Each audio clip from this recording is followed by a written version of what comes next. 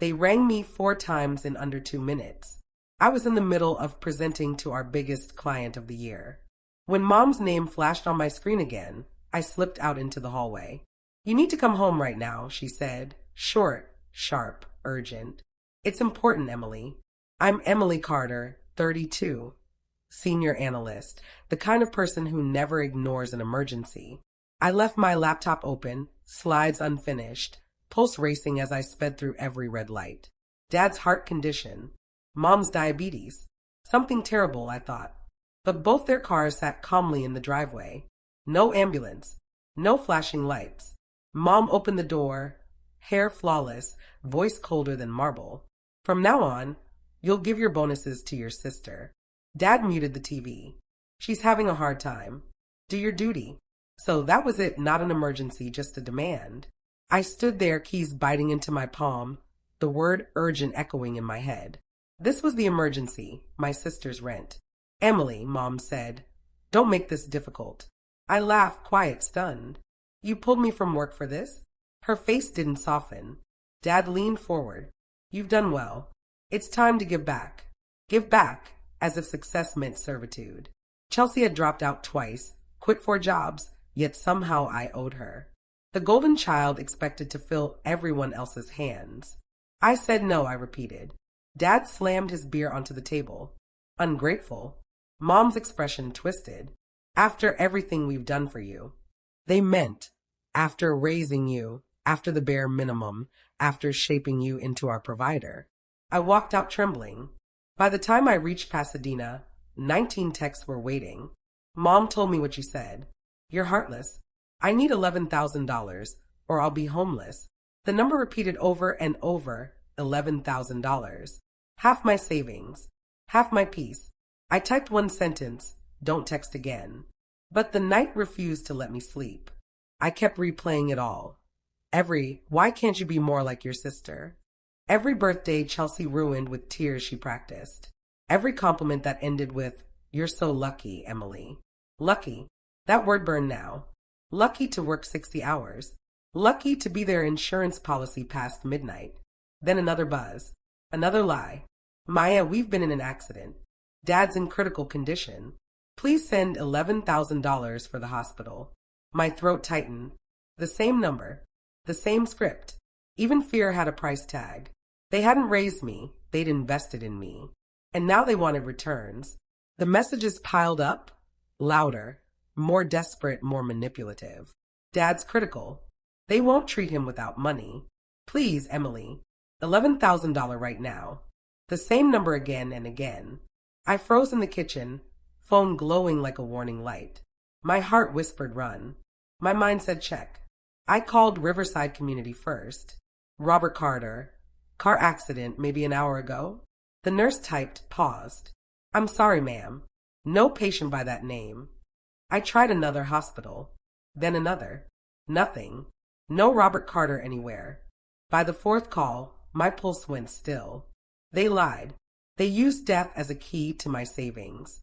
I didn't cry. I didn't scream. Something inside just shut off. A switch flipped. I opened my laptop. 10:03 a.m. Bank accounts. Insurance. Investments. I downloaded every file. Every record. Proof that my life belonged to me. At 2 a.m., I froze my credit cards, changed every password, and replaced my phone number. 3 a.m., I sent an email to HR in Barcelona. Subject, transfer acceptance. The same offer I'd ignored for a whole year was now my way out. By dawn, I had a plan.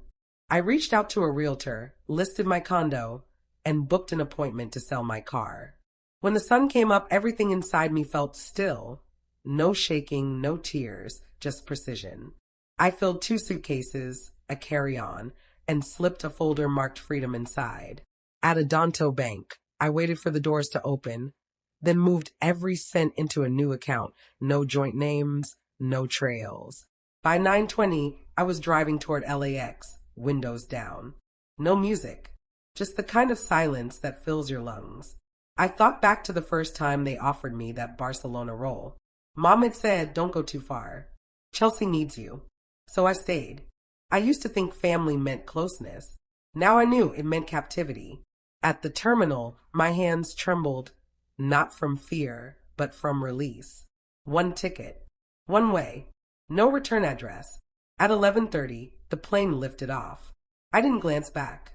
Didn't send a goodbye text. Didn't explain. Let them call it betrayal. I called it survival. When the wheels left California soil, something shifted. I realized I wasn't escaping them. I was finding myself again. The seatbelt sign blinked off. I lifted the window shade. The sky looked like forgiveness.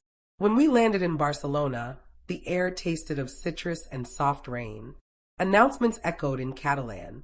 For the first time, no one knew my name, and that anonymity felt sacred. I stepped onto foreign soil, heart steady, horizon wide open. If love was real, why did it come with bank routing numbers? Barcelona smelled like sea salt and espresso. The city spoke a language my pain couldn't translate. For weeks, I communicated only in smiles and silence. Work came quickly. My new office faced the Mediterranean. No one called me selfish. No one asked for my paycheck. Then one morning, 92 missed calls, 67 texts. For emails, sender, Carter Family Legal Services. A Gmail address, not a firm. Subject, theft of family assets. The email itself was a storm. Legal threats, accusations, orders to appear in court. No letterhead. No citations. No dignity. I read it twice, strangely calm. Then I checked my bank app. My balance was untouched. Relief slid through me like sunlight between blinds. They hadn't taken a thing, just tried to scare me home. Next came the voicemails. Mom's tone was icy, sharp. Emily, stop this nonsense and call us immediately. Then Dad's, your mother's having a breakdown because of you. 6 from Chelsea, half sobbing, half venom. I deleted them all. Every last one. And then I laughed.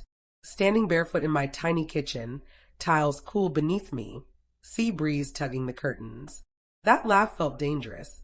It sounded like a lock finally clicking open, the sound of a woman unclenching. I brewed coffee and stepped onto the balcony. Barcelona shimmered like a promise. Boats winked across the harbor. Gulls scribbled patterns in the sky. They could fake emergencies, guilt, even love. But they couldn't fake control anymore. Not here. Not ever again. Days passed. The messages faded. Silence returned, and this time it belonged to me. But freedom has an echo. It always asks hard questions. Why did I ever think they loved me?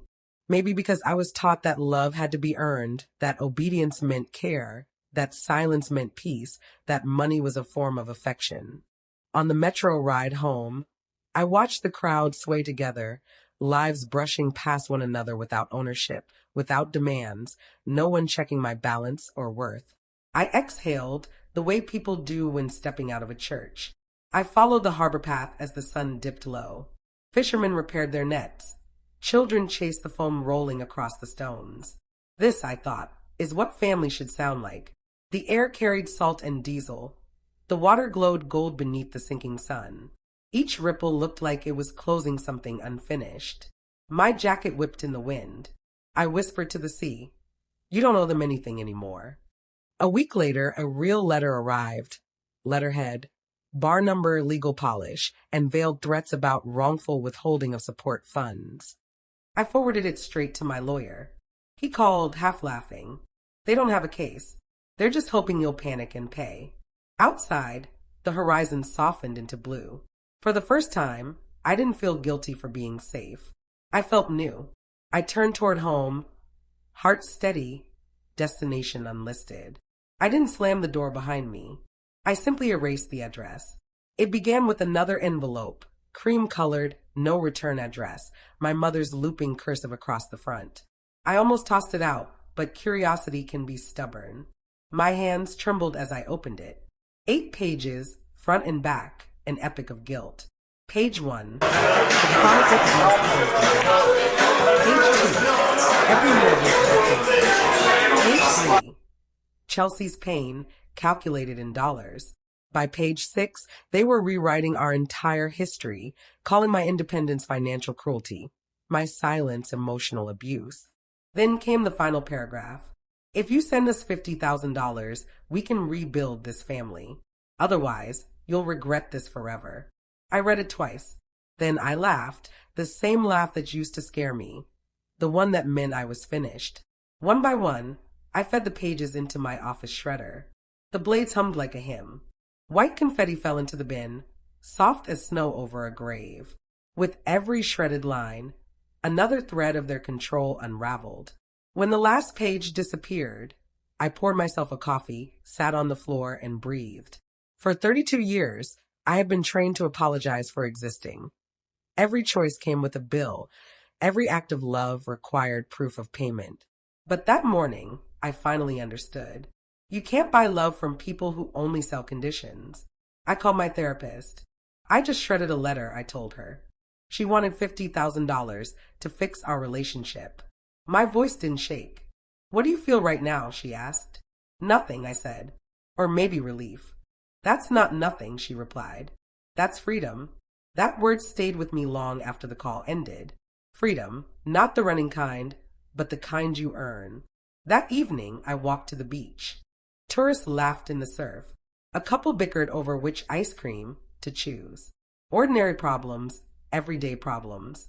I buried my toes in the sand. The water was cold, honest to God. It asked nothing of me. Behind me, the city pulsed with life.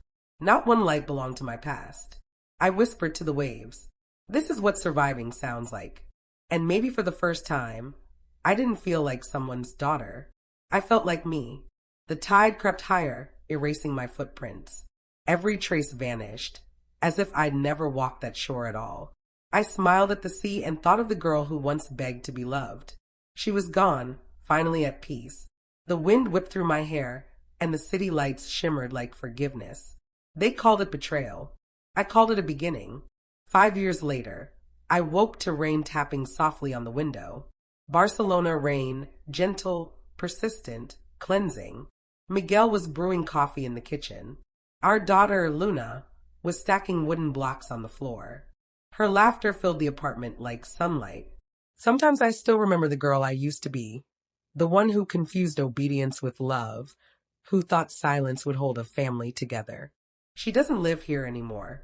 Here, mornings smell of espresso and cinnamon. Bills get paid because I earn them. No one asks for explanations or passwords.